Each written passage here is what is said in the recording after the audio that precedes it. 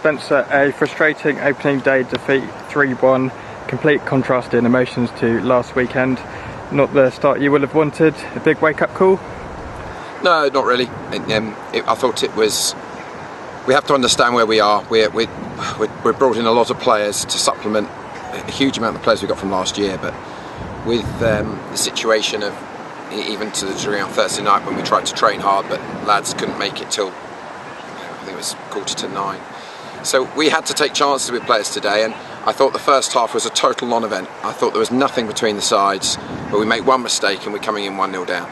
And it was a poor mistake because we talked about it before the game, and Tom knows that's not good enough, and that was a gift. So in a game that was two teams cancelling each other out with no quality at all, but just teams battling, working hard, trying to suss each other out, I wasn't too disappointed at half-time because I expected it. Literally nothing game. But the game's dead 4 minutes into the second half. We don't start well at all. We're 2-0 down. It's a soft goal again from us. We've let him cross the ball and it's over. I was very disappointed for the first 30 minutes of the second half, where again a gift of a third from us. We've over-complicated it in their third. We got greedy and shot blocked, and they counter us and we're 3-0, and it could have then been 4 or 5 to be fair. Yes, we get one at the end, but we had too many players off form today. Too many players have got to learn the level. So it's not the end of the world. Obviously it's frustrating, it's disappointing. We've got a lot of people out, we've got a lot of competition from players, and what we've just said to the players there, fellas, is that's the level. I thought Swindon, first half, were no better than us at all, but second half, it was almost men against boys. We weren't winning any second balls, and I thought they were excellent second half and deserved winners. I think they'll be right up there, but that's nothing to disappoint us. We've got to realise that's the level, and the lads that have come in have got to realise that's the level, and whether they're here for a month, whether they're here for the season, whether they're gone next week, they've just had a real knowledge of what this level is about against a team that certainly in the second half were better than us. But we should have been 0-0 at half time, and we had to make changes. We went for it. We got new players on the pitch. Nothing but, we didn't try and pass the ball well enough. We had a few minutes here, there, but we've not made the keeper work enough. But the same breath, until the last quarter, they haven't made Liam work at all either. I mean, I said in the last few minutes they did, but up to then it was a nothing game. So it's about management. It's now about moving forward. We've got a very exciting game on Tuesday night, but what we've just said to the lads, it's not the end of the world. Some of you have only just arrived, some of you have got niggly injuries, and we've just got to try and realise that that's the level, and they've got to step up, look at the tape and step up, because we need to improve quickly, which we will do. And a positive to take was Brian's goal in injury time. Didn't give the supporters much to shout about there until then.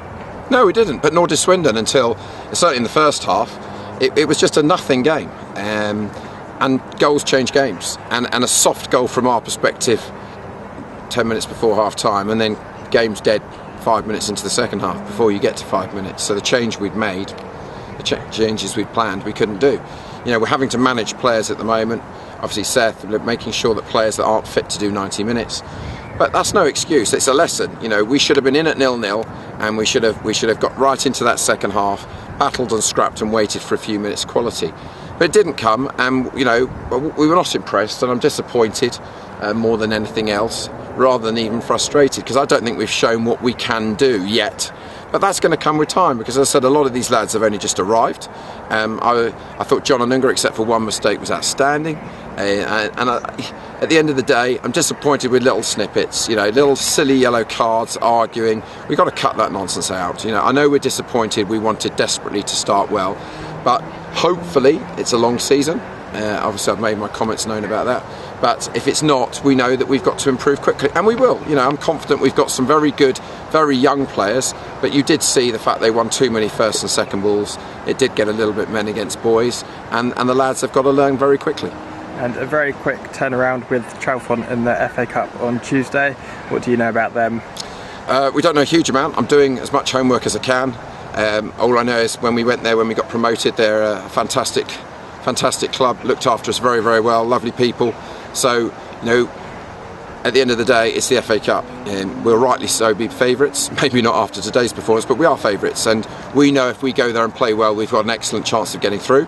Obviously we've got some players that weren't here today that will be available, and we already made those decisions before today's performance, the likelihood of the changes we'd make.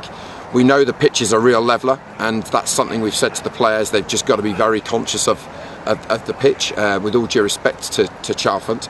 So we'll give them the respect they deserve, but make no bones about it, we need to get through. We're conscious of the 90 minutes straight to penalties. We're going to be aggressive. We're going to try and get on the front foot. And I said I think it's the perfect bounce back from today's disappointment. So we'll look forward to it, and then obviously we can move on to Gosport, which is another very tough ask. But as I said, no bones around it. The pitch is a big leveller down there, but we've got to stand up, whether we're 18 years old or, well, I think our oldest player at the moment is 25. But we've got to stand up, get our shoulders back, and say, hang on a minute, we're a Step 3 club, we're a big club here, and we need to make sure that we get into the next round of the FA Cup. Thanks, Spencer, and good luck for next week. Thanks, Tom.